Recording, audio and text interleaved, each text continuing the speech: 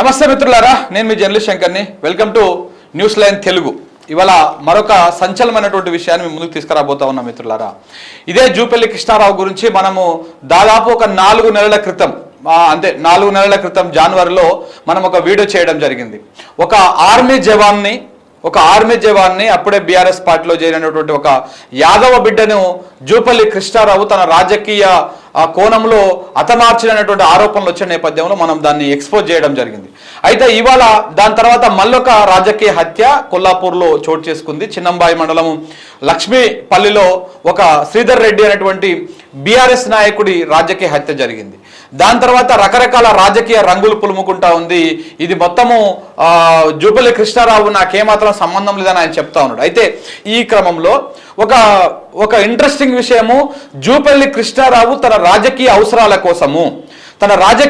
కోసము ఏ విధంగా తనకు అవసరం ఉన్నప్పుడు బాధితులను కానీ ఎవరైతే ఇబ్బందులు గురైరో వాళ్ళని ఎట్లా వాడుకుంటాడు, ఈయన అవసరం తీరిన తర్వాత ఏ విధంగా వాళ్ళని వదిలేస్తాడు అన్నటువంటి విషయాన్ని నేను మీ ముందుకు పరిచయం చేయబోతా ఉన్నా. అందుకే మంత్రి గారు జూపల్లి మంత్రి గారి డబల్ గేమ్ అని చెప్పేసి మనం ఈ ప్రోగ్రామ్ తీసుకోవడం జరిగింది. ఎంత దారుణంగా ఉంటుందంటే, అవతల వాళ్ళు బాధితులు, వాళ్ళు ఒక మనిషిని కోల్పోయినటువంటి వాళ్ళని మనం రాజకీయంగా వాడుకుంటే, వాళ్ళ మీద మనం శవరాజకీయాలు చేస్తే కరెక్ట్ కాదు అన్నటువంటి కోణాన్ని కూడా మర్చిపోయి ఆయన తన అవసరానికి తగ్గట్టుగా వాళ్ళని వాడుకున్నటువంటి ప్రయత్నం చేస్తా ఉన్నాడు. ఇప్పుడు మీకు 1-2 విషయాలను కూలంకషంగా వివరించేటువంటి ప్రయత్నం చేస్తా. అసలు ఏం జరిగింది, ఎట్టెట్ అయింది అనేది ఫస్ట్ సినారియో అంతా వివరించుకొస్తా. అయితే ఇవాళ నా ముందుకు ఇదే జూపల్లి కృష్ణారావు చేతుల్లో మోసపోయినటువంటి, అదే పార్టీలో ఉండి కూడా, అంటే ఇప్పుడు ఆయన ఏదైతే కాంగ్రెస్ పార్టీలో ఉన్నాడో అదే కాంగ్రెస్ పార్టీలో ఉండి కూడా సొంత పార్టీ నాయకుల చేతిలోనే ఆ కుటుంబం ఏ విధంగా బలి అయింది, ఏ విధంగా నష్టపోయింది అనేది మీకు చూపించేటువంటి ప్రయత్నం చేస్తా. ఫస్ట్ ఆ తమ్ముడిని పరిచయం చేస్తా. ఆ తమ్ముడిని పరిచయం చేసినాక ఒకసారి సినారియో అంతా మీకు వివరిస్తా. అంటే ఏం జరిగింది, డిసెంబర్ 7వ తారీఖు నాడు కాంగ్రెస్ గవర్నమెంట్ తెలంగాణ రాష్ట్రంలో అధికారంలోకి వస్తే ఇప్పటిదాకా ఎలా కొల్లాపూర్లో హత్య రాజకీయాలు జరుపుకుంటా వస్తా ఉన్నాయి అనేది మీకు ప్రతి ఒక్కటి పిన్ టు పిన్ వివరించుకుంటా వచ్చేటువంటి ప్రయత్నం చేస్తా. ఫస్ట్ నమస్తే బ్రదర్. నమస్తే. నీ పేరు ఏం పేరు? శివ అన్నావు. నా పేరు శివ. ఎక్కడ, ఏ ఊరు నుంచి వచ్చినావు నువ్వు? మాది కొల్లాపూర్ నియోజకవర్గం, పెదకొత్తపల్లి మండలం, దేదినేనిపల్లి గ్రామం. ఓకే. అయితే మీ అన్ననే కదా బీఆర్ఎస్ ప్రభుత్వం ఉన్నప్పుడు ఒక రాజకీయ హత్య ఒక సంచలనమైంది కొల్లాపూర్ ఏరియాలో కదా? బీఆర్ఎస్ ప్రభుత్వం హయాంలోనే మీ అన్న రైట్. మీ అన్న పేరు కాశన్న.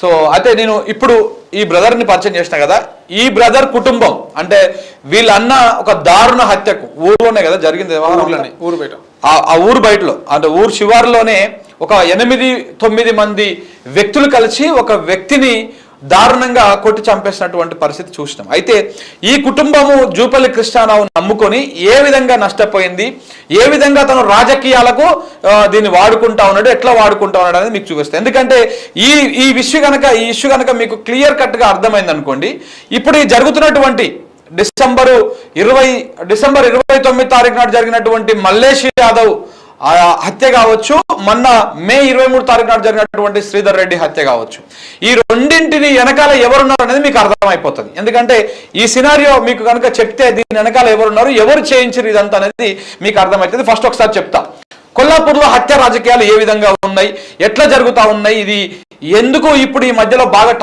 హాట్ టాపిక్ అయింది, జూపల్లి కృష్ణారావు హస్తము, మంత్రిగా ఉన్నటువంటి ఎక్సైజ్ శాఖ మంత్రిగా ఉన్నటువంటి జూపల్లి కృష్ణారావు హస్తము ఏమన్నా ఉందా దీని వెనకాల అనేది ఒక హాట్ టాపిక్ గా మారింది, ఒక చర్చగా మారింది. అసలు ఇప్పటికీ ఇద్దరు, అంటే కాంగ్రెస్ గవర్నమెంట్ వచ్చినాక ఇది బయటకు వచ్చినటువంటి వ్యవహారం లెక్కన ఇది ఇద్దరినైతే చంపేసిరు రాజకీయంగా ఒక కోణంలో.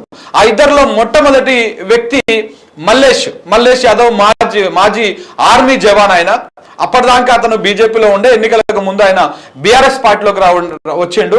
పెద్దకొత్తపల్లి మండలము గండ్రావుపల్లి ఆ ఊర్లో ఉన్నటువంటి ఆర్మీ జవాను, మాజీ ఆర్మీ జవాను మల్లేష్ ఎన్నికలు అయిపోయిన తర్వాత కాంగ్రెస్ పార్టీ అధికారంలోకి వచ్చిన తర్వాత డిసెంబర్ 29 తారీఖు నాడు అతన్ని ఘోరంగా నరికి చంపేసినటువంటి ఉదంతాన్ని మనం చూసినాం. మన ఇదే స్టూడియోలో కూర్చొని ఆ కుటుంబం మొత్తం మన స్టూడియోకి వచ్చింది. వాళ్ళందరూ కూడా ఆ చిన్న పిల్లలతో మనం వీడియో కూడా చేయడం జరిగింది. దాని తర్వాత పొలిటికల్ గా కేటీఆర్ గారు పోయారు, అందరు కూడా పోయి పరామర్శించారు, వాళ్ళ కుటుంబానికి కొంతగా అండగా ఉండేటువంటి ప్రయత్నం చేశారు. ఇదంతా జరిగింది. అయితే ఇది ఎప్పుడు జరిగింది? 2023 డిసెంబర్ 29వ తారీఖు నాడు ఇది జరిగింది. కాంగ్రెస్ గవర్నమెంట్ వచ్చిన ఎగ్జాక్ట్ గా 20 రోజులకు. 20 రోజులకు మల్లేష్ యాదవ్ హత్య జరిగింది. అయితే ఈ హత్య జరిగినప్పుడు కూడా ఎక్కడ కూడా పోలీసు వాళ్ళు ఎవరైతే చంపిరో వాళ్ళని అరెస్ట్ చేసేటువంటి ప్రయత్నం కానీ ఇదంతా కూడా ఎక్కడ ఫస్ట్ స్టార్టింగ్ లో జరగలేదు, ఫస్ట్ స్టార్టింగ్ లో తీసుకోలేదు. దానికి తోడు హత్య జరిగినాక ఎక్కడ కూడా ఇంత పెద్ద ఒక మనిషినే లేకుండా చేసి చంపేసినటువంటి పరిస్థితి ఉంటే కనీసం ఈ వార్తని ఈ విషయాన్ని ఎక్కడ కూడా ఏ ప్రధాన పత్రికల్లో కానీ ఏ ప్రధాన మీడియాలో కానీ మెయిన్ స్ట్రీమ్ మీడియాలో కానీ రాకుండా అడ్డుకట్ట వేశారు. ఇప్పుడు సోకాల్డ్ ప్రశ్నించే గొంతుకలు ఇవెవరు కూడా కనీసం ఆ హత్య గురించి ఎక్కడ కూడా చూపించలేదు, కనీసం వాళ్ళ గోసను కూడా చూపించేటువంటి ప్రయత్నం చేయలేదు. అది అయిపోయిన తర్వాత మన దగ్గరికి వాళ్ళు జనవరి 10 తారీఖు నాడు, అంటే జనవరి 10వ తారీఖు నాడు నాకు బాగా గుర్తు, ఎందుకంటే ఆ రోజు చనిపోయిన మల్లేష్ యాదవ్ కూతురు పుట్టినరోజు ఆ రోజు. సో కాబట్టి ఆ రోజు మా స్టూడియో ఎత్తుకుంటూ న్యూస్ లైన్ స్టూడియోకి వాళ్ళు రావడం జరిగింది. వాళ్ళు వచ్చి ఇక్కడ కూర్చొని వాళ్ళ విషయాలన్నీ చెప్పారు, ఇదంతా నడిచింది. నేను ఆ రోజు జూన్ 10 తారీఖు నాడు మనం షూట్ చేసినాము, జూన్ 11, 12 ప్రాంతంలో మనం ఆ వీడియోని రిలీజ్ చేసినాము. అది అయిపోయింది, బాగా సోషల్ మీడియాలో వైరల్ అయింది. రాజకీయ హత్య అని చెప్పేసి వాళ్ళు కూడా ఎవరైతే బాధితులు ఉన్నారో ఈ బాధిత కుటుంబం కూడా అందరి వేళ్ళు కూడా అందరూ కూడా జూపల్లి వైపే చూపించారు. జూపల్లే ఈ రకమైనటువంటి ఈ దారుణాలకు ఒడిగడుతా ఉన్నాడు, కొంతమంది కాంగ్రెస్ నాయకులను పెట్టుకొని ఈ విధంగా చేస్తా ఉన్నాడు అన్నటువంటి విధంగా ఆ కుటుంబం కూడా ఆరోపించడం జరిగింది.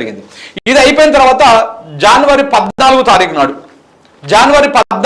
నాడు ఎగ్జాక్ట్ గా కేటీఆర్ గారు ఆ ఊరికి పోవడం జరిగింది. కేటీఆర్ అయితే బీఆర్ఎస్ వర్కింగ్ ప్రెసిడెంట్ ఉన్నాడో ఆయన అక్కడికి వెళ్ళి స్థానిక మాజీ ఎమ్మెల్యే, స్థానిక నాయకులు, బీఆర్ఎస్ నాయకులు అందరూ కలిసి కూడా అక్కడ ఏదో గండ్రావుపల్లి విలేజ్ కి వెళ్ళి ఆ మల్లేష్ కుటుంబాన్ని పరామర్శించి వాళ్ళకు కొంత ఆర్థిక సాయం ప్రకటించి ఇట్లా మేము కుటుంబానికి అండగా ఉంటామని చెప్పి వాళ్ళు అక్కడ నుంచి రావడం జరిగింది. ఎప్పుడు అక్కడ వాళ్ళు మాట్లాడుతూ కూడా జూపల్లి కృష్ణారావు మీద బీఆర్ఎస్ నాయకులు కొన్ని ఆరోపణలు చేస్తారు, దీని వెనకాల మీరే ఉన్నారనేటువంటి మాటలు వినపడతా ఉన్నాయి. ఈ ఊర్లోకి వస్తే, ఈ ప్రాంతానికి వస్తే మీరే ఇలాంటి కార్యక్రమాలు చేయించిరు అన్నటువంటి మాట వినపడతా ఉందని చెప్పేసి కొంత బలంగానే ఆరోపణలు చేశారు, బలంగానే వాళ్ళు వాయిస్ వినిపించి అక్కడ నుంచి రావడం జరిగింది. ఇది జనవరి 14 తారీఖు నాడు జరిగినటువంటి వ్యవహారం. ఇది ఈ జనవరి 14 అయిపోయినాక జనవరి 15 తారీఖు నాడు దీనికి సంబంధించి జూపల్లి కృష్ణారావు ఒక కౌంటర్ ప్రెస్ మీట్ పెట్టిండు. అప్పటికి ఆయన మంత్రిగా కూడా ఉన్నాడు. ఆ కౌంటర్ ప్రెస్ మీట్ పెట్టి ఆ కౌంటర్ ప్రెస్ మీట్ కి మీరు కూడా పోయారు అనుకుంటా, మీ కుటుంబం, మీరు, మా వదిన, మేము పోయినాం, మీరు అందరూ పోయారు. ఈ కౌంటర్ ప్రెస్ మీట్ లో ఏం మాట్లాడినరో ఒకసారి మనం ఇప్పుడు ఆ బయట రూపంలో చూద్దాం. ఒకసారి ఆ బయట చూడండి మిత్రులారా. దేశపల్లి గ్రామం ఉంది. స్పష్టంగా 1 ఆగస్టు 23 అంటే ఎన్నికల ముందు కాషన్ అనే అతను last time Congress party sarpanch contact చేసి ఓడిపోయింది. రేపు ఎన్నికల్లో మళ్ళీ సర్పంచ్ క్యాండిడేట్ 32 సంవత్సరాల వయసు. అతన్ని ఆల్రెడీ ఒకటి సర్పంచ్ గెలిచిందో ఉన్నటువంటి వాళ్ళు ఎంపీటీసీ వాళ్ళ సొంత తమ్ముడు అంటే ఎమ్మెల్యే పిఏ, ఆనాటి ఎమ్మెల్యే పిఏ, అసోసియేటెడ్ పిఏ, అతను కలిసి మళ్ళీ ఇతను ఏం చేసిండు, 2 గంటల 4 రోజుల ముందు ఎమ్మెల్యే దగ్గర వదులుకొని ఎవరిని ఈ కాసం పార్టీ చేయడమని చేస్తాడు, చేరలే. అది వీడు చేతలేడు, అదే పార్టీ ఉంటున్నాడు, కాంగ్రెస్ ఉంటున్నాడు, రేపు పొద్దున పోటీకి వస్తుంది కిరాతకంగా చంపారు. అదే చేసింది 7 మంది కలిపి, అంటే ఎన్నికల కన్నా ముందే. దీనిపైన ఎన్నో సందర్భాలు రిప్రజెంటేషన్ ఇచ్చినా కూడా యాక్షన్ తీసుకోలేదు. దానిలో అదే కేసులో ఆయన గొప్ప నాయకుడు అభిలాష్. సో ఏమన్నాడు ఆ రోజు ప్రెస్ మీట్ పెట్టి ఇప్పుడు హత్య జరిగింది, ఈ హత్య మీద ఇవ్వాల్సింది పోయి, ఈ హత్య మీద వివరణ ఇవ్వాల్సింది పోయి, జరిగినటువంటి గండ్రావుపల్లి చంపివేయబడ్డటువంటి మల్లేష్ హత్య మీద వివరణ ఇవ్వాల్సింది పోయి ఆ రోజు ప్రెస్ మీట్ పెట్టి ఏమన్నారంటే ఇలాంటి హత్యనే ఇక్కడ కూడా జరిగింది, కానీ వాళ్ళు ఎవరు రెస్పాండ్ కాలేదు. ఎప్పుడు ఆగస్టు 1వ తారీఖు 2023 అంటే బీఆర్ఎస్ ప్రభుత్వం ఉన్నప్పుడు ఇలాంటి హత్యనే జరిగింది, దాని మీద ఎవరు మాట్లాడలేదు. దాని మీద ఎవరైతే ప్రశ్నిస్తేందుకు పోయారో వాళ్ళ మీద కూడా కేసులు పెట్టారు, వాళ్ళని కూడా ఇబ్బందులు పెట్టారు. దీని వెనకాల ఉండి నడిపించింది మొత్తము అప్పుడు స్థానిక ఎమ్మెల్యే అనుచరులు, వాళ్ళ పిఏనే ప్రధానంగా ఉన్నాడు అని చెప్పేసి వాళ్ళెవరిని కూడా ఎందుకు అరెస్ట్ చేయలేదు, ఒక్కరిని మాత్రమే అరెస్ట్ చేసి ఏదో తూతూ మాత్రంగా చేతులు దులుపుకుంది బీఆర్ఎస్ గవర్నమెంట్. వాళ్ళని ఎందుకు అరెస్ట్ చేయలేదు, ఇప్పటిదాకా ఎందుకు అరెస్టు చేయలేదు అని చెప్పేసి అప్పుడు గత ప్రభుత్వం మీద మన జనవరి 15వ తారీఖు నాడు ఈయన మంత్రి హోదాలో ఉండి అదే సెక్రటరియట్ లో ప్రెస్ మీట్ పెట్టడం జరిగింది, అంతే కదా. సెక్రటరియట్ లో ప్రెస్ మీట్ పెట్టడం జరిగింది. ఆ ప్రెస్ మీట్ ఏమన్నాడో, ప్రెస్ మీట్ లో ఏమన్నాడో ఇప్పుడు మనం విన్నాం. అయితే ఇది అయిపోయింది, ఇది ఇక్కడికి ఇలా ఉంచండి మిత్రులారా. ఇది ఉంచిన తర్వాత మళ్ళా నెక్స్ట్ మొన్న మే 23 తారీఖు నాడు మళ్ళా చిన్నంబావి మండలం, అదే కొల్లాపూర్ నియోజకవర్గము చిన్నంబావి మండలము లక్ష్మీపల్లి అనేటువంటి విలేజ్ లో శ్రీధర్ రెడ్డి అనేటువంటి ఆయన బీఆర్ఎస్ నాయకుడు, జర ఊర్లో పలుకుబడినటువంటి వ్యక్తి, ఆయన అవివాహకుతుడు, అంటే పెళ్లి చేసుకున్నటువంటి ఆయన పెళ్లి చేసుకోలేదు, రాజకీయాల్లోనే పూర్తి స్థాయిలో ఉన్నాడు, కొంత సౌమ్యుడు అని చెప్పేసి అక్కడ ఉన్నటువంటి వాళ్ళు కూడా చెప్తా ఉన్నారు. సరే, అది ఏమన్నా ఉండని కావచ్చు. కానీ ఆ హత్య జరిగిన క్రమంలో జరిగినటువంటి రోజే 23 తారీఖు నాడు ఏదైతే హత్య జరిగిందో తెల్లారి వరకే తెలిసింది. ఆ తెలవంగానే కేటీఆర్ కానీ, స్థానిక మాజీ ఎమ్మెల్యే కానీ, అక్కడ నాగర్ కర్నూలుకి పోటీ చేసినటువంటి ఎంపీ అభ్యర్థి ఆర్ఎస్ ప్రవీణ్ కుమార్ గారు కానీ, గువ్వల బాలరాజు కానీ, ఇట్లా బీఆర్ఎస్ నాయకులు, జిల్లా బీఆర్ఎస్ నాయకులు శ్రీనివాస్ గౌడ్ కావచ్చు, ఇట్లాంటి వాళ్ళందరూ కూడా కదిలి ఆడికి లక్ష్మీపల్లికి పోవడం జరిగింది. అందరూ మధ్యాహ్నానికల్లా లక్ష్మీపల్లికి పోయి లక్ష్మీపల్లిలో ఆ కుటుంబాన్ని పరామర్శించి ఆ శ్రీధర్ రెడ్డి ఎవరైతే ఉన్నారో చనిపోయిండో ఆయన శవయాత్రలో కూడా ఈ పోయినటువంటి నాయకులందరూ కూడా పార్టిసిపేట్ చేశారు, శవయాత్రలో కూడా పాల్గొని అక్కడి దాకా పోయి ఆ కరణం అయిపోయిన తర్వాత, ఆ కార్యక్రమం అయిపోయిన తర్వాత మీడియాతో మాట్లాడుతూ ఇదంతా జూపల్లి కృష్ణారావే చేయించిండు, జూపల్లి కృష్ణారావుకి రక్తదాహము తీరడం లేదు, ఇట్లా ఎంతమందిని చంపుకుంటా పోతారన్నటువంటి విధంగా అక్కడ వచ్చినటువంటి నాయకులు కావచ్చు, ఆ చనిపోయినటువంటి బాధిత కుటుంబ సభ్యులు కూడా ఈ విధంగానే ఆరోపణ చేయడం జరిగింది. మళ్ళీ దీనికి కూడా మరి కౌంటర్ ప్రెస్ మీట్ పెట్టాలి కదా జూపల్లి గారు. మళ్ళా తెల్లారి అంటే 24 తారీఖు 23 తారీఖు నాడు ఎంత జరిగితే 24 తారీఖు నాడు గాంధీ భవన్లో ఫస్ట్ ప్రెస్ మీట్ పెట్టారు. అందులో ప్రెస్ మీట్ పెడితే మనం కూడా ఆ వార్తను రాయడం జరిగింది, కవర్ చేసినాము. ఆ ప్రెస్ మీట్లో ఏమని చెప్పిండు ఆయన, నాకేం పాపం తెలియదు, నేను ఎవరిని చంపలేదు, నాకేమాత్రం సంబంధం లేదని చెప్పేసి దులుపుకునేటువంటి ప్రయత్నం చేసిండు. దాని తర్వాత అదే ప్రెస్ మీట్ లో గండ్రావుపల్లికి సంబంధించినటువంటి మల్లేష్ ఏదైతే చనిపోయిండో, మల్లేష్ చనిపోయినటువంటి ఆయన మీద ఇన్ని కేసులు ఉన్నాయి అన్నట్టుగా ఏదో కొన్ని పత్రాలు తీసుకొచ్చి చూపించేటువంటి ప్రయత్నం చేసిండు. అక్కడికి అది అయిపోయినాక అదే రోజు సాయంత్రము TV9 లో రజనీకాంత్ షోలో కూర్చొని, అదే రజనీకాంత్ షోలో మళ్ళా ఇదే మినిస్టర్ గారు ఇదే జూపల్లి కృష్ణారావు గారు మళ్ళీ ఎప్పుడు గతంలో జనవరి 15 తారీఖు నాడు సెక్రటరియట్ లో ప్రెస్ మీట్ పెట్టి బీఆర్ఎస్ హయాంలో కాషన్న అనేటువంటి వ్యక్తిని బీఆర్ఎస్ నాయకులు చంపిర్రు, దానికి ఎవరిని అరెస్ట్ చేయలేదు, అది అప్పుడు ఎమ్మెల్యేనే చేయించారని చెప్పినటువంటి వ్యక్తి మంత్రి గారు మళ్ళీ అదే మంత్రి హోదాలో TV9 లో కూర్చొని ఏం మాట్లాడారు మీరు ఒకసారి చూడండి, ఒకసారి ప్లే చేయండి. ఆల్రెడీ వాళ్ళని జైలు పంపడం జరిగింది, రిమాండ్ చేయడం జరిగింది. ల్యాండ్ పంచాయతీ, ఆ ల్యాండ్ పంచాయతీ ఒక నిమిషం ల్యాండ్ పంచాయతీ అంటే ఆరోపణ చేసిన వాళ్ళు ఎవరు? రెండో పాయింట్ ఉంది ఇంతకుముందు మీరు అన్నట్టుగా. ఇంకో ఎగ్జాంపుల్ చెప్తా, అంటే ఎట్లుంటుంది అంతకంటే 2 నెలల ముందు, అంటే గత బీఆర్ఎస్ ప్రభుత్వంలో అదే పెద్ద కొత్తపల్లి మండలంలో ఆ మాజీ ఎమ్మెల్యే ఉన్నప్పుడు బీఆర్ ప్రభుత్వంలో దేదినేనిపల్లి గ్రామంలో కాషన్ అనే వ్యక్తి మర్డర్ అయ్యాడు. అతను మా కార్యకర్త, మా నాయకుడు ఆ గ్రామానికి సంబంధించి. ఆ మర్డర్ అయిన తర్వాత కూడా నేను ఒక్క మాట ఎవరిని మాట్లాడే వ్యక్తిగా చాలా ఉండదు. ఇన్వెస్టిగేషన్ ఏం తెలియంది ఇవి మీకు చదువుతాను ఒక్కసారి, ఒకటే నిమిషం వినండి. The deceased warned to deceased to stop such type of intimacy even though he did not change, he continued illegal affairs with his wife of the accused, upon which the accused A2 had felt insult in the village and A2 want to decease. అంటే అక్రమ సంబంధం కారణం చెప్పినట్టుగా స్పష్టంగా ఉంది. బాగాతో open జరిగింది. Already వాళ్ళని jail పంపడం జరిగింది, రిమాండ్ చేయడం జరిగింది. ల్యాండ్ పంచాయతీ, ఆ ల్యాండ్ పంచాయతీ. సో ఇప్పుడు మీరు విన్నారు, అంటే ఏమని చెప్తా ఉన్నాడు ఆయన, ఎంత జనాలని మరి ఎంత నమ్మించి ఇంత ఈ రేంజ్ లో మోసం చేయడం అయితే నాకు తెలిసి జూపల్లి కృష్ణారావుకి చెందింది ఎవరు జల్లే.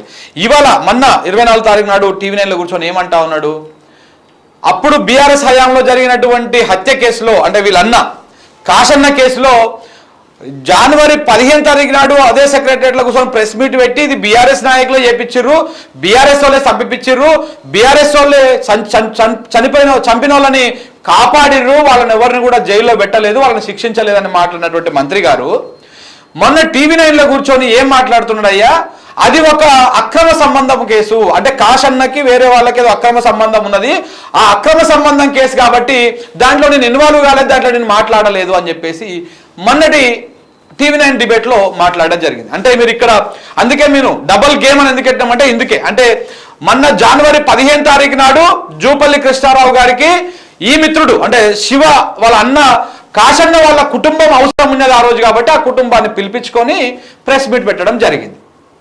కానీ ఆ కుటుంబం పనితో ఆ పని అయిపోయింది.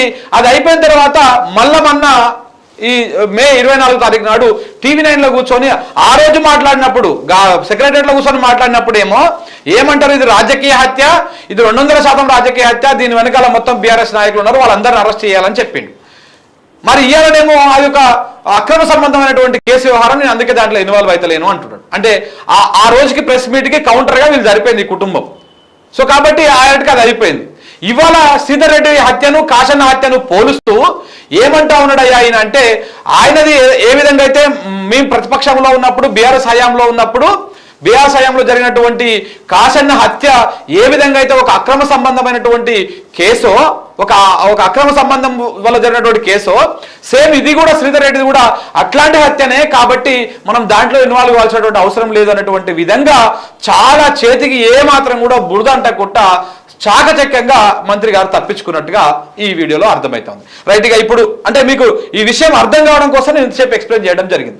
ఇప్పుడు ఇదే కుటుంబము అంటే జనవరి 15 తారీఖు నాడు వాళ్ళు పిలవంగానే, ఆ మంత్రి గారు పిలవంగానే పోయినటువంటి కుటుంబమే ఇవాళ మనల్ని అప్రోచ్ అయింది. ఆ కుటుంబంలో కాశన్న వాళ్ళ తమ్ముడు శివ, వాళ్ళ వదిన వాళ్ళు మనల్ని అప్రోచ్ అయ్యారు. సో వాళ్ళ వదిన రాలే కానీ వాళ్ళ తమ్ముడు వచ్చిండు. సో ఆయనతో మాట్లాడదాం. నమస్తే బ్రదర్, ఇప్పుడు చెప్పండి అంటే మొత్తము సినారియో, నేను ఎందుకంటే మీకు తెలిసే విషయంగా నేను మొత్తం జనాలకు అర్థం కావాలని మొత్తం క్లియర్గా చెప్పడం జరిగింది. అంటే 15 తారీఖు నాడు మిమ్మల్ని ఏమని పిలిచారు, దేనికోసం పిలిచిండు ఆ రోజు జనవరి 15 తారీఖు నాడు? మాకు జనవరి 14 రోజు నైట్ వాళ్ళ పిఏ ఫోన్ చేశారు. ఫోన్ చేసి మీకు అన్ని విధాలుగా సార్ మాట్లాడుతున్నారు, ఆదుకుంటామన్నారు, మీకు న్యాయం చేస్తామని భరోసా ఇచ్చారు, మీరు రేపు మార్నింగే హైదరాబాద్ రండి అంటే మేము హైదరాబాద్ వచ్చినాం. మా చిన్నారు తీసుకొని, మా వదిన తీసుకొని. ఎవరెవరు వచ్చారు? ఊరు సర్పంచ్, ఉప సర్పంచ్, గ్రామ పెద్దలు ఓకే వచ్చారు. ఎందుకంటే ఉప సర్పంచ్ మీద కేసులు అయినాయి. వాళ్ళు ఫస్ట్ నుంచి కృష్ణారావు ఫాలోవర్సే. ఓకే, ఇక మేము కృష్ణారావు కోసమే పనిచేసినాం, గెలుపు కోసం. అందరం కలిసి వచ్చేసినాం, మార్నింగే వచ్చేసినాం. వచ్చేసినాక సెక్రటరీకి రమ్మంటే వెళ్ళినాం, చెప్పిన విషయం మొత్తం చెప్పినాం, ఎఫ్ఐఆర్ కాపీ ఇచ్చినాం. ఇప్పుడు ఏమని మాట్లాడుతున్నాడో అక్రమ సంబంధం, అప్పుడు ఎఫ్ఐఆర్ కాపీ తీసుకొని చూసిండు. ఓకే, చూసి నిజ నిర్ధారణలు చేసుకొని ప్రెస్ మీట్ పెట్టిండు. ఏది ఆ 15 తారీఖు నాడు ప్రెస్ మీట్ పెట్టే కన్నా ముందు మీరు ఎఫ్ఐఆర్ కాపీ ఇచ్చారు, మేము విషయాలు చేసినాం. చేసినాక అది ప్రెస్ మీట్ పెట్టిండు. ప్రెస్ మీట్ పెట్టి అన్ని విధాలుగా ఆదుకుంటాం, 100% దీనిలో నిందితులు 5-6 మంది నిందితులు హత్య చేసారు, దీనిలో ఎవరిని వదిలిపెట్టేది లేదు, దీని మీద రీ ఎంక్వైరీ చేపిస్తామని చెప్పిండు. మీకు 2 నెలలు అయిపో ముందుకే హత్య చేసిన నిందితులు అందరినీ చట్టపరంగా శిక్షిస్తామని చెప్పిండు. మరియు గవర్నమెంట్ పరంగా మా వదిలిని ఆదుకుంటామని చెప్పారు ఏదో ఒక రూపం. ఎందుకంటే గ్రామ కాంగ్రెస్ పార్టీ అధ్యక్షుడు మా అన్న గతంలో సర్పంచ్గా పోటీ చేసిండు. ఎవరు లేని టైంలో కూడా కాంగ్రెస్ పార్టీని నమ్ముకొని చేరిండు. ఓకే ఓకే, నందియేళ్ళ ఉన్నప్పటి నుంచి కాంగ్రెస్ పార్టీలో ఉన్నాడు. అలాంటి వ్యక్తి, ఎందుకంటే మన కాంగ్రెస్ సభ్యుడు కాబట్టి మన ఏదో విధంగా గవర్నమెంట్ వచ్చింది, అన్ని విధాలుగా ఆదుకుంటామని మాయ మాటలు చెప్పిండు. జనవరి 15 రోజు మేము నమ్మినాం. చేశాడు కదా ఒక మంత్రి, సచివాలయంలో సాక్షాత్తు సచివాలయంలో ప్రెస్ మీట్ పెడితే చేయకుండా ఉంటాడని నమ్మినాం. ఆ రోజు నుంచి రోజు ఎన్నికల్లో పడుకుంటున్నాయి. జనవరి 15 తారీఖు నుంచి ఇప్పటిదాకా పోయి కలుస్తాం. ఎలక్షన్స్ అయిపోయి, ఎంపీ ఎలక్షన్స్ అయిపోయి, బిజీగా ఉండ, ఫోన్లు ఎత్తారు, మెసేజ్ చేస్తే మెసేజ్ చూసుకోరు, వాళ్ళ పిఏలకు రెస్పాన్స్ ఇయ్యరు, ఏం చేయరు. అయినా సరే ఉండడం చూద్దాం, మన ఇప్పుడు మనకి ఏం లేదు, ఆయననే దిక్కు అనుకొని ఆయన నమ్ముకొని ఇన్ని రోజులు ఉంటే, శ్రీధర్ రెడ్డి హత్య జరిగిన మలత రోజు పోయి TV9 డిబేట్ పెట్టి మా కుటుంబాన్ని ఎంత దిగజారి మాట్లాడిందంటే అంత దిగజారి మాట్లాడాడు. మేము ఇంట్లో కూర్చొని లోన్లో కూర్చొని నేర్చినాం. ఎందుకు ఈయన ఎంతో పోయినాం, లేక మాకు న్యాయం జరగకపోయినా పర్లేదు కదా, మేము ఇన్ని రోజులు రాజకీయ కక్షలతోన భూ విధాలతోన జరిగిందని మేము అందరినీ అరెస్ట్ చేయాలని చట్టపరంగా మేము కోరుకుంటుంటే, ఒక మంత్రి స్థాయిలో ఉండి అక్రమ సంబంధం ఉంది, నాకేం సంబంధం లేదు కాబట్టి నేను ఇన్వాల్వ్ అవుతలేనంటే అంటే జనవరి 15 తారీఖు నాడు ఆ రోజు జరిగినటువంటి, అంతకంటే ముందు జరిగినటువంటి మల్లేష్ హత్య నుంచి ఆ ఆరోపణ నుంచి తప్పించుకోవడం కోసం మీ కుటుంబాన్ని అరెస్ట్ చేయడం అనుకోవచ్చు కదా. 100% అది 100% అది. కాకపోతే మాకు న్యాయం జరుగుతుందని మేము నమ్మినాం. ఆయన రాజకీయ కోసం ఏమన్నా చేసుకొని మా కుటుంబాన్ని బలి చేసిండు. న్యాయం చేస్తామని నమ్మించి గత ప్రభుత్వం కంటే ప్రజాపాలన ప్రభుత్వంలో గొంతులు కోస్తున్నారు ఇప్పుడు మమ్మల్ని. ఎంపీ ఎలక్షన్స్ లో చిన్న ఇట్లా దొబ్బుకుంటే నా మీద కేసు చేసి పారేశారు. ఎవరు? కృష్ణారావు మనుషులే. కృష్ణారావు కేసు చేయాలంటే ఎస్ఐ దురుసుకు వచ్చి మా మీద ఒక 27 కేసులు ఉన్నాయి ఆల్రెడీ, అంటే 4 కేసులు 27 మంది ఉన్నాం, అన్ని తెలిసిన ఎస్ఐ కూడా దురుసులో పావచ్చు ఇష్టం వచ్చినట్టు కొడతాడు. అరాచకం సృష్టిస్తున్నారు. కొల్లాపూర్లో 100% అరాచకం సృష్టించారు ఆల్రెడీ. నిజంగానే మా అన్న హత్య కేసులు ఇప్పటి వరకు చట్టపరంగా శిక్షించుంటే ఈ 2 హత్యలు జరగపోను. అంటే ఇప్పుడు జూపల్లి కృష్ణరావు గారిని గట్టిగా అధికారంలోకి వచ్చినాక ఎవరినైనా సరే హత్య చేసిన వాళ్ళు తప్పే. అంటే ఎందుకు మరి, అంటే మీకు హామీ ఇచ్చి జనవరి 15 తారీఖు నాడు పిలిపించి కూర్చోబెట్టి చేసినాక ఎందుకు మరి మీకు న్యాయం చేయలేకపోయిండు? అంటే అటు హత్య చేసిన వాళ్ళు ఏమైనా ఇటు సైడ్ వచ్చిర్రా, ఏం జరిగింది అసలు? నాకు తెలిసిన సమాచారం ఏంటంటే జూపల్లి కృష్ణారావు పిఏ హత్య చేసిన నిందితులతోన 15 లక్షల నుంచి 20 లక్షలు తీసుకున్నాడని వినికిడి. అది వాస్తవాలు మీకు బయట పెడతాం, ఎందుకంటే కొన్ని రికార్డులు ఉన్నాయి. 100% వాళ్ళను ఎంతటి వారైనా సరే. అంటే ఇప్పుడు ఈ కోర్టులోకి వచ్చినట్టుంది వాళ్ళందరూ, ఎవరైతే చంపి మీ అన్నం చంపేసిర్రో వాళ్ళందరూ ఇప్పుడు మీ కోర్టులోకి వచ్చినట్టుగా వచ్చేసి ఇట్ సైడ్ కోర్టు జైనింగ్ కూడా జరుగుతుండే. కొన్ని ఊరు పెద్దల వల్ల జైనింగ్ అయితే మళ్ళీ చెడ్డ పేరు వస్తానే, ఆయన చెడ్డ పేరు వస్తానని జైనింగ్ ఆపుకోలేదు. జైన్ అయినట్టే. ఒక్కసారి ఆలోచించండి అన్న, ఎంపీ ఎలక్షన్స్ అయిన మళ్ళీ పోయినా మా మీద కేసు అయిందని మేము పోయింది ఆలోచన లేదు. హత్య చేసిన నిందితులు ఒక మంత్రి ఇంటికి వచ్చి కూర్చొని మాట్లాడగలుగుతారా? హత్య చేసిన నిందితులు అట్లా అటు మేము గ్రామ పెద్దలు అంటే మీ అన్నని ఎవరైతే చంపేసిర్రో వాళ్ళు వచ్చిర్రు, వాళ్ళు జూపల్లి కృష్ణారావు దగ్గరికి వచ్చిర్రు. వారిని ఎందుకు వచ్చిర్రు? రాజీ పడి ఏదో ఆర్థిక సాయం చేసి. అంటే మీ కుటుంబం ఇప్పుడు మనిషిని కోల్పోయిన కుటుంబం బదారణ పడ్డా పర్వాలేదు, మీరు అదే పార్టీ నమ్ముకొని ఎన్ని సంవత్సరాల నుంచి ఉన్నా గానీ పర్లేదు. ఇప్పుడు మీ అన్నను ఎవరైతే ఈ కాంగ్రెస్ పార్టీ నాయకుడిని చంపేసినటువంటి ఒక హంతకులను తీసుకొచ్చుకొని జూపల్లి కృష్ణారావు కూర్చున్నాడు బహిర్గతంగా. దేదినేనిపల్లి నుంచి 2 గ్రూపులు వచ్చినాయంట కదా. అంటే ఏమన్నా 2 గ్రూపులు ఎక్కడున్నాయి? అన్న హత్య కేసు విషయంలో శవరాజకీయం చేసి గెలిచింది కృష్ణారావు. ఇది ముమ్మాడికి నిజం, ముమ్మాడికి సత్యం. ఆ హత్య వల్లనే బీఆర్ఎస్ ప్రభుత్వానికి చెడ్డ పేరు వచ్చింది. హర్షవర్ధన్ రెడ్డి ఓడిపోయాడు. 100% అన్నను చంపినందుకే వాళ్ళకి సపోర్ట్ చేసినందుకే ఈరోజు హర్షవర్ధన్ రెడ్డి ఓడిపోయాడు. ఆ శవరాజకీయాన్ని అడ్డం పెట్టుకొని కృష్ణారావు గెలిచిండు. ప్రతిరోజు నేను మాట్లాడిన వీడియోలు మా అన్న ఫొటోస్ కొల్లాపూర్ తాలూకా గ్రూపుల్లో విచ్చలవిడిగా షేర్ చేసిర్రు. మౌనంగా ఉన్నాం, ఎందుకంటే న్యాయం జరుగుతుంది. మా కుటుంబాన్ని ఎంత దిగజారినా సరే మా చిన్న పాపను, మా వదిన ఫొటోస్, మా అన్న ఫొటోస్, మా కుటుంబం ఫొటోస్ అన్ని వీడియోస్ ఫొటోస్ అన్ని రోజు గ్రూప్ లో షేర్ చేయడమే. ఒక్క రోజు నేనేం మాట్లాడలేదు, ఎందుకంటే మాట ఇచ్చిండు న్యాయం జరుగుతుంది అని వెయిట్ చేసినాం. గెలిచిండు, ఎమ్మెల్యే గెలిచిండు, మంత్రి పదవి వచ్చింది, ప్రెస్ మీట్ పెట్టిండు.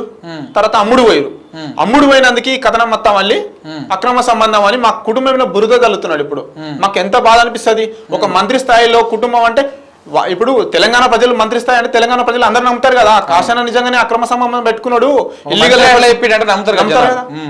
ఆ స్థాయిలో చెప్పడం మేము ఇప్పటికీ జీర్ణించుకోలేకపోతున్నాం. మా కేసు విషయంలో న్యాయం చేయకపోయినా పర్లేకుండే ఒక అక్రమ సంబంధాన్ని లేనిపోని ఆరోపణలు చేసి. అంటే ఇప్పుడు ఎందుకు అట్లా మాట్లాడిండు ఆయన అంటే, ఇప్పుడు మీకు 2 విషయాలు మీరు అర్థం చేసుకోవాలి మిత్రమా. ఒకటి, ఆ రోజు ఏదైతే డిసెంబర్ 29 తారీఖున జరిగినటువంటి మల్లేష్ హత్య నుంచి, ఆ ఆరోపణల నుంచి బయటపడడానికి మీ కుటుంబాన్ని ఎరగేసి అనేది అర్థమవుతుంది. ఇప్పుడు నువ్వు చెప్తా ఉంటే ఎందుకు ఎరగేసిందంటే అది చాలా సివియర్ ఉంది, మాజీ ఆర్మీ ప్లస్ ఇదంతా ఉంది కాబట్టి ఇగో గతంలో వీళ్ళు కూడా ఇట్లా చేసిర్రు అని చెప్పేసి చెప్పడం కోసం మీ కుటుంబాన్ని వాడుకున్నాడు. ఇప్పుడు మన శ్రీధర్ రెడ్డి హత్య వచ్చేసరికి ఇప్పుడు శ్రీధర్ రెడ్డికి అక్కడ మ్యారేజ్ కాలేదు కాబట్టి ఆయనకి ఏదో కొన్ని సంబంధాలు ఉన్నాయి, దానివల్లనే ఆగమవుతున్నటువంటి ఫీలింగ్ తీసుకురావడం కోసం మీ అన్న కేసుని మళ్ళా ఇప్పుడు ఇంకొక విధంగా వాడుతూ ఉన్నాడు. ఆయన కూడా ఒక అక్రమ సంబంధం పెట్టుకున్నాడు, సేమ్ ఇంత గతంలో మా కాంగ్రెస్ వాళ్ళు కూడా ఇక్కడ చచ్చిపోయారు, అందుకే పట్టించుకోలేదు దాని అని చెప్పి చెప్తా ఉన్నాడు. అంటే రెండిట్లో ఈ విధంగా వాడుకున్నమాట 2 కేసులకు. మీ అన్న కేసు ఒకటే అన్న, అక్రమ సంబంధం ఉంది పట్టుకున్నారు అంటున్నారు. ఇదే ఎఫ్ఐఆర్ కాపీ చూపించి సచివాలయంలో మాట్లాడిండు.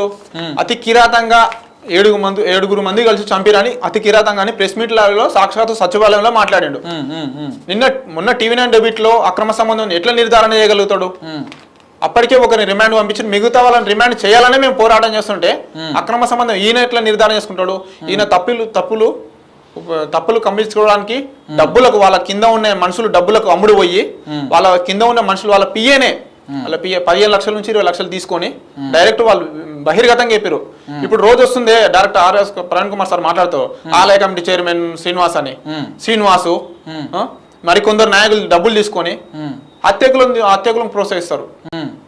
ఇప్పటికైనా సరే నా మీద నాకు ఎప్పుడేమైనా జరిగా నాకు గ్యారంటీ లేదు. ఇప్పటికైనా సరే ఈ రోజు వరకు కేసు రాజపడం అని ఒత్తిడి పోలీసులతో సహా కేసు కాంగ్రెస్ పార్టీలో ఉండే ఇప్పుడు ప్రజెంట్ ఏం లాభం ఎవరికైనా ప్రజాపాలన ఎవరికి న్యాయం జరుగుతుంది? ప్రజాపాలనాన్ని ఓపెన్ చేస్తే పోయి పేపర్లు పట్టుకొని పోయి ఇంతవరకు ఏం పోయినాం. డబ్బులాట ఈ కేసు సంబంధించి కేసు సంబంధించి పోయినాం, పేపర్లు పట్టుకొని పోతే దగ్గర ఏది మన ప్రగతి భవన్ ప్రజా ఆడికి ఆడికి పోయినాం. ఆ, స్టార్టింగ్ లో జ్యోతిరావు పోతే పూలే భవన్. దొబ్బుకుంటా అసలు ఏదో ఇట్లా రాసిరు పోయారు. ఇంతవరకు ఏమి ఇప్పటి వరకు చలనం లేదు, ఏం లేదు. పోలీసులు మా మీద ఒత్తుడే, గ్రూపులలో మా కుటుంబాన్ని పరువు తీసిరు. ఇంకెంతకన్నా దౌర్భాగ్యం ఏముంటది? ఒక మంత్రి స్థాయిలో ఉండి గ్రామ కాంగ్రెస్ పార్టీ అధ్యక్షుని కాపాడుకోకపోతే తెలంగాణ ప్రజలను, కొల్లాపూర్ నియోజక ప్రజలు ఏం కాపాడగలుగుతాడు? ఎవరికి న్యాయం చేయగలుగుతాడు? అంటే ఇప్పుడు మీ అన్న ఒక్క హత్యను రెండు విధాలుగా వాడుకున్నట్టుగా ఆయన వ్యక్తిగతంగా ఎన్నైనా వాడుకొని హత్యేష్ నిందితులను అప్పుడే చట్టపరంగా ఈయన మంత్రి స్థాయికి వచ్చినాక ప్రజాపాలనలో వాళ్ళని అరెస్ట్ చేసి జైలుకు పంపించుంటే ఈ రెండో హత్యలు కూడా జరగవు.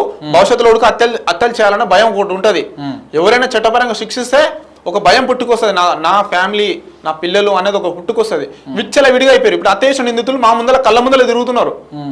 వాళ్ళకంత స్వేచ్ఛ ఎవరు ఇచ్చారు? మంత్రి గారు ఇచ్చారు. మంత్రి కింద ఉన్న పిఏ నిరంజన్ ఇచ్చిండు ఉన్నవాసం. మేము ఒక ఉమ్మడి గ్రామ పంచాయతీ, మేము పోతేమంటాడంటే అన్ని విధాలుగా ఇన్వాల్వ్ అయ్యి ఏమైంది అని అంటాడు. ఎందుకు వచ్చినావు అంటాడు. ఎందుకు పోతాం మేము మంత్రి గారి దగ్గరికి? హత్య కేసు ఏమి ఇస్తుంది అంటే ఎందుకు వచ్చినావు అంటాడు. ఇంకా అట్లా నుంచి కాంప్రమైజ్ అయ్యండి కదా, అందుకని మిమ్మల్ని డబ్బులకు తీసుకున్నారన్న 100% డబ్బులు తీసుకొని మమ్మల్ని అన్ని విధాలుగా అంటే ఇప్పుడు మీ కేసు చూసిన తర్వాత, ఇప్పుడు జరుగుతున్నటువంటి రెండు రాజకీయ హత్యలు చూసిన తర్వాత, వీటి వెనకాల జూపల్లి ఉన్నాడు, ఆయన వర్గీయులు ఉన్నారని చెప్పి ఆరోపణలు కూడా బలంగా వస్తున్నాయి. మరి మీరు చెప్తా ఉంటే ఇప్పుడు అవన్నీ వాస్తవం అనేటువంటి విధంగా కనపడతా ఉంది కదా. అన్ని విధాలుగా అంటే మీడియా అనుకో, పోలీస్ వ్యవస్థ అది చూసుకుంటారు. అక్కడ వ్యవస్థ చూసుకుంటది. అధికారం ఎవరిది ఉంటే వారిదే అన్న పై చేయి. అధికారం లేదు, ఏం చేయలేదు. గత ప్రభుత్వంలో నాకు అన్యాయం జరిగింది అని మొరబెట్టుకొని మీకు ఎఫ్ఐఆర్ అవి ఉంటది కదా మీ అన్న, అందులో అక్రమ సంబంధం అవి ఉందా లేకపోతే ఎట్లా ఉంది కేసు? ఏమన్నా ఎట్లా ఏ విధంగా? ఇల్లీగల్ ఎఫ్ఐఆర్ అని ఛార్జ్ షీట్ వేసిరు. ఇల్లీగల్ ఎఫ్ఐఆర్ ఛార్జ్ షీట్ వేస్తే తప్పుడు ఛార్జ్ షీట్ అని కొత్తగా వచ్చిన డిఎస్పీ, కొత్తగా వచ్చిన సిఐ, కొత్తగా వచ్చిన ఎస్ఐ ఉడుకన్నారు. రీఇన్వెస్టిగేషన్ నడిచింది. మీ ఎస్పీ దారికి పోతే మళ్ళీ ఇన్వెస్టిగేషన్ నడిచింది. ఇన్వెస్టిగేషన్ లో వాళ్ళకి తెలిసింది ఏంటంటే దీనిలో ఉన్నారు, కాల్ డాటా తీసుకుంటే ఉన్నారు. మేము డిఎస్పీ దానికి 2-3 టైమ్స్ పోయినాం, సర్పంచ్, ఉప సర్పంచ్, గ్రామ పెద్దలం. ఇది తప్పుడు ఛార్జ్ షీట్ అని స్వయంగా డిఎస్పీ సార్ చెప్పిండు. మాకు గౌరవం వచ్చింది పోలీసు వ్యవస్థ మీద. వాళ్ళే బాధపడ్డారు, మీ మీద 27 మంది మీద కేసులు ఏంది, ఇంత దారుణమా అని వాళ్ళు బాధపడ్డారు. ఆ బాధ మాకు కూడా మంచిగా అనిపించింది, న్యాయం చేస్తారు అనిపించింది. సిఐ స్వయంగా ఫోన్ చేసి పిలిపించుకొని మీకు ఎస్పీ సార్ స్వయంగా చెప్పమన్నారు, బాధితులు నువ్వే కాబట్టి వీళ్ళందరినీ అరెస్ట్ చేస్తున్నాము, ఒక 4గురిని అరెస్ట్ చేస్తున్నాం ఈ కేసులో, 4గురు అని అవుతారు, అందరని అవుతారు అని చెప్పి మీరు ఎవరి దగ్గర నోరు జారకండి అని చెప్పి మాకు సిఐ స్వయంగా పిలిపించుకొని చెప్తే నమ్మకం ఎంత వస్తుంది మాకు, అరెస్ట్ చేస్తామని చెప్పినాక. అవును సార్, థ్యాంక్ యూ సార్ అని చాలా రెస్పెక్టబుల్ గా పోయి మంచిగా హ్యాపీ అనిపించింది ఆయన చెప్పినాక, అరెస్ట్ చేస్తామని చెప్పినాక. ఓకే, తర్వాత ఒక 5 డేస్ తర్వాత నేను మా సర్పంచ్ సార్ పోతే, సారీ బ్రదర్ మేమేం చేయలేము, ఒక మొండి సాకులు చెప్తున్నాడు, ఒకసారి పైన ఆఫీసర్ని కలవండి లేకపోతే మంత్రి గారిని కలవండి అని చెప్పింది డైరెక్ట్. ఓకే, ఒక సిఐ. ఇంకా మాకు ఎక్కడ నమ్మకం వస్తుంది న్యాయం చేస్తారని? ఇంకా చెప్తారు ఏమన్నా అంటే కోర్టు చెప్తారు, అవి చెప్తారు, అసలు సంబంధం లేని విషయాలు చెప్తారు. ఒక సిఐ పిలిపించుకొని అరెస్ట్ చేస్తామని చెప్పినా కూడా అరెస్ట్ చేయకపోతే ఎంత దౌర్భాగ్యం అన్నా. ఓకే, అంటే మొత్తానికైతే మిమ్మల్ని ఈ విధంగా అంటే మీరు ఏం డిమాండ్ చేస్తూ ఉన్నారు మిత్రమా? అంటే ఇప్పుడు మంత్రి గారు అయితే మీ మాటలు బట్టి చూస్తుంటే, ఆయన డబల్ మాటలు బట్టి చూస్తూ ఉంటే మిమ్మల్ని ఆ అవసరానికి వాడుకున్నాడు, అప్పుడు అలా వాడుకున్నాడు, ఇప్పుడు ఇలా వాడుకుంటున్నాడు అని మనకైతే అర్థమవుతా ఉంది చూస్తుంటే. అంటే ఇప్పుడు మీరు ఏం డిమాండ్ చేస్తారు మరి ప్రభుత్వానికి కానీ? మరి ప్రభుత్వం మీద మీకు ఇంకా హోప్స్ ఉన్నాయా? ఏం డిమాండ్ చేస్తా ఉన్నారు? మేము ఇప్పటికైనా ఒకటే డిమాండ్ చేస్తున్నాం, మా అన్న హత్య కేసులో ఎంతమంది ఉన్నారో చట్టపరంగా వాళ్ళని చర్యలు తీసుకోమని మేము డిమాండ్ చేస్తున్నాం ఒకటే. అట్లా డిమాండ్ అంటే అట్లా చట్టపరంగా చర్యలు తీసుకుంటేనే ఇంకో హత్య అనేది జరగకుండా ఉంటది. ఇప్పుడు హత్య కేసులో నిందితులు బయట విచ్చలవిడిగా తిరుగుకుంటూ చేస్తుంటే, దేవినేనిపల్లి సంఘటన జరిగింది, ఏమైంది రాత్రి బయట వచ్చిండు, అసలు వాళ్ళు రిమాండ్ కి పంపలే కన్నా, రిమాండ్ కే పంపలేవు, అసలు వాళ్ళ పేర్లే లేవు, ఒకరిని రిమాండ్ కి పంపారు, రిమాండ్ కి చేయలేదు. మిగతా మనం వేరే చేసే ఏమైంది? ఎంతమంది కూడా చంపారు? 7 మంది కూడా చంపితే ఒకరిని పంపించారు. ఒకసారి మీకు ఫోటోలు కూడా ఎంత దారుణంగా ఉంటాయంటే, ఆ ఫోటోలు మనం చూపించలేము, ఎంత దారుణంగా ఉంటాయంటే అంత చేసే కూడక పంపిస్తామని మాట ఇచ్చి చేసి నమ్మక ద్రోహం చేసినట్టే కృష్ణారావు. ఇప్పటికైనా కృష్ణారావు ఒకటే డిమాండ్ చేస్తున్నా, ప్రభుత్వం మీద ఉంది, ప్రజాపాలన ప్రభుత్వం, మా అన్న గ్రామ కాంగ్రెస్ పార్టీ అధ్యక్షుడిగా పనిచేసిండు, సర్పంచ్ పోటీ చేసిండు, అన్ని విధాలుగా చేసిండు. ఒకటే డిమాండ్ చేస్తున్నా, హత్య నిందితులను చట్టపరంగా చర్యలు తీసుకోవాలని నేను కృష్ణారావు ఒకటే డిమాండ్ చేస్తున్నా. ఓకే, రైట్, చూస్తున్నారు కదా మిత్రులారా, అంటే ఏ విధంగా ఉంది, ఎట్లా ఉంది అంటే ఇప్పుడు చూస్తున్నారు కదా, ఇప్పుడు 2 హత్యలు జరిగిన కోణంలో ఇప్పుడు ఇది ఒక కొత్త వర్షన్ అనమాట. అంటే ఆ కుటుంబాన్ని ఆ ఫస్ట్ హత్య జరిగినప్పుడు డిసెంబర్ 29 తారీఖు నాడు గండ్రావుపల్లి హత్య జరిగినప్పుడేమో ఇగో ఇట్లా మావోలను కూడా ఇట్లా చంపేసిరు అని చెప్పేసి వీళ్ళ కుటుంబానికి ఫుల్ సపోర్ట్ ఇస్తున్నట్టు వాళ్ళని ఇంకా ఎందుకు శిక్షించలేదు అన్నటువంటి విధంగా ఆ రోజు మాట్లాడిండు. ఎవరు? ఇదే మంత్రి గారు జూపల్లి కృష్ణారావు గారు. మళ్ళా మొన్న మే 23 తారీఖు నాడు ఇక్కడ చిన్నంబాయి మండలం లక్ష్మీపల్లిలో జరిగినటువంటి హత్యలో ఇక్కడ వీళ్ళ కుటుంబాన్ని మళ్ళీ అలా అన్న కాషన్ అని ఆయన ఒక అక్రమ సంబంధం పెట్టుకున్నాడు కాబట్టి చనిపోయిండు, చంపేసిర్రు. సేమ్ అట్లనే శ్రీధర్ రెడ్డి కూడా అలాంటిదే ఉండొచ్చు కాబట్టి నేను దాంట్లో ఇన్వాల్వ్ గాను, దాంట్లో కూడా నేను ఇన్వాల్వ్ కాలే, మా నాయకుడైనా నేను ఇన్వాల్వ్ కాలేదని చెప్పేసి చెప్పడం జరిగింది. అంటే ఇక్కడ ఎట్లా ఒక కుటుంబాన్ని, ఒక చనిపోయినటువంటి కుటుంబాన్ని, ఆ కుటుంబ బాధితులను ఏ విధంగా జూపల్లి కృష్ణారావు వాడుకుంటున్నాడో, ఏ విధంగా శవరాజకీయాలు చేస్తా ఉన్నాడో ప్రత్యక్ష నిదర్శనం శివ చెప్పినటువంటి కొన్ని అంశాలు. సో కాబట్టి ఇప్పటికైనా జూపల్లి కృష్ణారావు ఈ డబుల్ గేములు, ఈ డబుల్ స్టాండ్లు ఇవన్నీ మర్చిపోవాల్సింది, ఇవన్నీ తగ్గించుకోవాల్సినటువంటి అవసరం కూడా ఉంది. ఇప్పుడు మనం ఆ రోజు కూడా నేను గుండ్రావుపల్లికి పోతా అంటే అక్కడ నుంచి వాళ్ళే ఈ స్టూడియోకి వచ్చారు, తర్వాత నేను కూడా వస్తాము మీ ఊరికి అంటే ఆ కుటుంబం వద్దని చెప్పింది, నన్ను వారించింది, రాకండి మీరు సార్, ఎందుకంటే ఇదంతా కక్షపూరితంగా ఉంది వ్యవహారము, మమ్మల్ని మాకు మీరు ఏదో మంచిదాన్ని చూస్తున్నారు, మళ్ళీ మీరు ఆడికి వస్తే ఏమన్నా అటు అయితే బాగుండదు, ఆయన ముందే ఇప్పుడు మంత్రిగా ఉన్నాడు, సో కాబట్టి అని చెప్పి ఆ రోజు ఆ కుటుంబం కూడా భయపడింది. అంటే కొల్లాపూరు కృష్ణారావు పేరు చెప్తేనే, జూపల్లి పేరు చెప్తేనే గజ వణికిపోయి అరే ఇదేంద్ర అన్నటువంటి భయాందోళనలో ఆ గుప్పిట్లో కొల్లాపూర్ ప్రజలు ఉన్నట్టుగా అర్థమవుతా ఉంది. సో కాబట్టి ఇది ఒక్కటే కాదు, చాలా వ్యవహారాల్లో కొల్లాపూర్లో జూపల్లి గారు కావచ్చు, లేకపోతే ఆయన తమ్ముళ్ళు కావచ్చు, ఆయన అనుచరులు కావచ్చు, వాళ్ళ ఆగడాలు ఘోరంగా పెరిగిపోతా ఉన్నాయి. మనం చూసినాం, అదే నాగర్ కర్నూలు పరిధిలో కూడా ఒక ఎంపీ, ఒక కౌన్సిలర్ ఇంట్ల మీదకి పోయి డైరెక్ట్ గా వాళ్ళని ఇంట్ల నుంచి గుంజుకొచ్చి కొట్టినటువంటి సందర్భాలు చూసినాం, మండల అధ్యక్షుల మీద దాడులు చేసినటువంటి సందర్భాలు చూస్తాం. సో ఇవన్నీ కూడా ఏంటంటే చెప్పితేనేమో విని మన పార్టీలోకి వస్తేనేమో వీళ్ళు అన్నని చంపిన వాళ్ళని వదిలేసినట్టు వదిలేస్తారన్నమాట. విని పార్టీలకు రాకుండా ఎదురుగా నిలబడితే అంతమందించడం, పానాలు చేయడం, ఇది కొల్లాపూర్లో జరుగుతున్నటువంటి వ్యవహారం. ఇప్పటికైనా జూపల్లి కృష్ణారావు గారు అతను తెర వెనకాల చేస్తున్నటువంటి వ్యవహారాన్ని ఆపేసి ప్రజలకు సేవ చేయాల్సిందిగా న్యూస్ లైన్ తరపు నుంచి మనం కూడా మాట్లాడుతా ఉన్నాం. థ్యాంక్ యూ వెరీ మచ్ మిత్రులారా.